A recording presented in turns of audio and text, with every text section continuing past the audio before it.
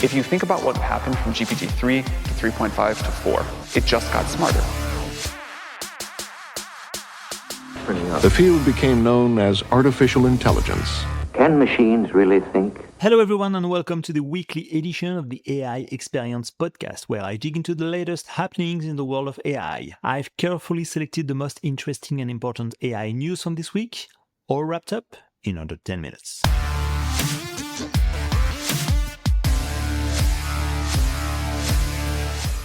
Will Europe be the last served in terms of innovation and artificial intelligence? An article from Axios reveals that tech giants are adopting a new strategy in response to the strict regulations of the European Union. They are withholding some of their products from the European market. This approach aims to avoid the complications and costs associated with complying with the new regulations. The context of this decision is essential. The EU has recently implemented rigorous regulations to govern the use of artificial intelligence, seeking to protect consumer rights and ensure ethical and transparent use of these technologies. However, those rules impose additional constraints on companies which must adapt their products to comply with European standards. This strategy of withholding products could have major repercussions on the European AI market.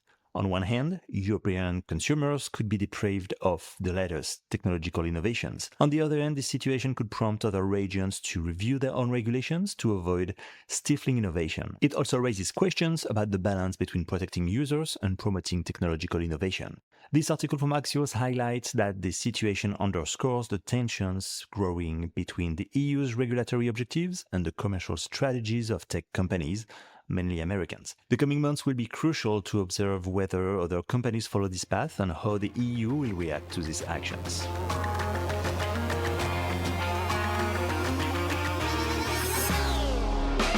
Is Texas going to become the new Silicon Valley? An article from CNBC reports that cryptocurrency miners in Texas are shifting from Bitcoin to embrace the next big tech wave, artificial intelligence, of course. This change is due to the fluctuations and uncertainty of the cryptocurrency market.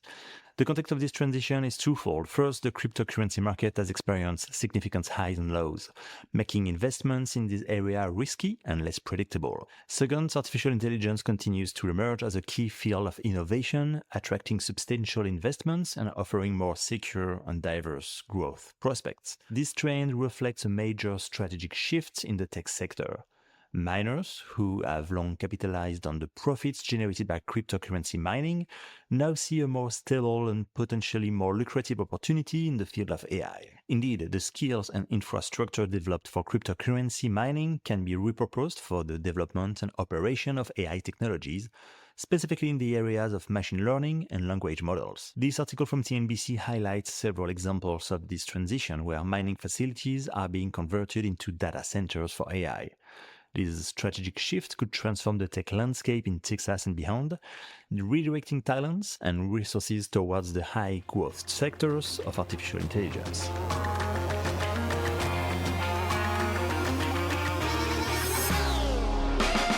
Will AI solution providers run out of fuel? An article from the New York Times reveals that the data fueling artificial intelligence systems is rapidly disappearing. A study by the Data Provenance Initiative led by MIT shows a dramatic decline in the content available for the collections used to train AI.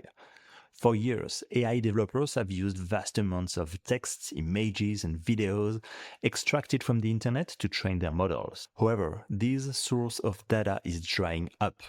This study found an emerging consent crisis with publishers and online platforms taking steps to prevent the collection of this data. Researchers estimate that 5% of all data and 25% of data from the highest quality sources have been restricted. These restrictions are implemented through a method allowing website owners to prevent bots from crawling their pages. The lead author of the study states that this rapid decline in consent to use data will impact not only AI companies but also researchers, academics, and non-commercial entities.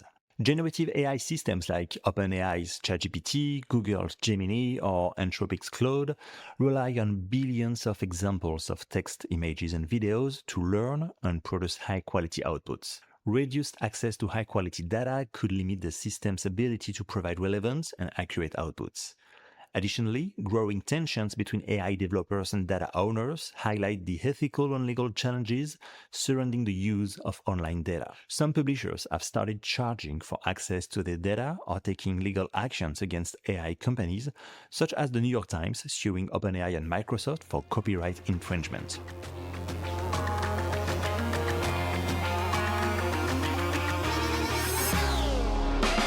Is open source the way forward for AI models? This week, Meta announced the release of Llama 3.1, the largest open source AI model to date, surpassing the performance of private models like OpenAI's GPT-4o and Anthropic Claude 3.5 Sonnet. This model features a new capability to generate images based on a specific person's likeness. Mark Zuckerberg predicts that the Meta AI assistant will surpass ChatGPT in usage by the end of the year. I want to note that, as a disclaimer, I worked for Meta in recent weeks alongside hundreds of other people worldwide, specifically focusing on improving the French language model.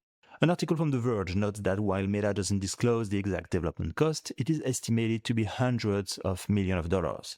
Despite this cost, Meta continues to release Llama under an open source license, believing that the open source models will surpass proprietary ones, similar to the rise of Linux in operating systems. Meta is collaborating with more than 24 companies, including Microsoft, Amazon, Google, and NVIDIA, to help developers deploy their own versions of Llama 3.1. The model costs about half the price of GPT-4o, and Meta releases the model weight so companies can train it on customized data. The article from The Verge also mentions that Meta remains vague about the data used to train Llama 3.1, claiming to have used synthetic data to improve smaller versions of the model. This opacity is often criticized as a strategy to avoid copyright infringement lawsuits.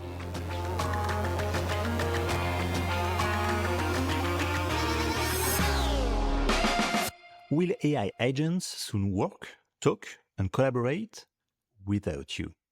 An article from CNBC reveals that Capgemini expects that by 2025, autonomous AI agents capable of communicating with each other will emerge.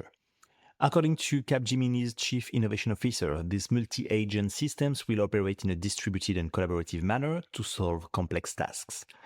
AI agents are defined as technologies capable of operating independently, planning, reasoning, and pursuing high-level goals, and executing complex workflows with minimal or limited human supervision. In the US, these technologies are far more advanced than in Europe. Capgemini published a research report titled Harnessing the Value of Generative AI based on a survey of over 1,000 companies generating $1 billion or more in revenue. The study revealed that 82% of companies plan to integrate AI agents within 1 to 3 years, while only 7% have no such plans. There are two types of AI agents: individual agents that perform tasks for you, and multi-agent technologies where agents communicate with each other. I'm going to give you an example here. Like a marketing agent creating an ad campaign in a country could also autonomously collaborate with a legal agent to check legal compliance. Unlike conventional AI systems that simply follow instructions, the prompt, these agents can understand, interpret, adapt, and act independently, potentially replacing human workers for certain tasks. This development marks the transition from the first major AI wave in 2022. However, many companies are still in the experimental phase with AI and struggle to monetize the technology. Industry leaders like OpenAI spend hundreds of millions of dollars developing their model and chatbots, and the adoption of generative AI also varies by company size and sector. Aerospace and defense show high investments, 88%, while the retail sector is only at 66%.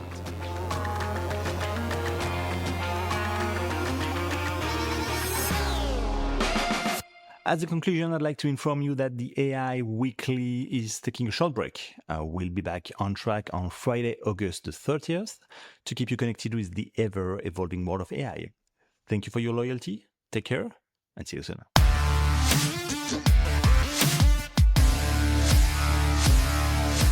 And that's the end of this week's edition. Don't forget that a new episode of AI Experience is released every Sunday in French or in English, where I interview professionals to learn how AI is changing the world.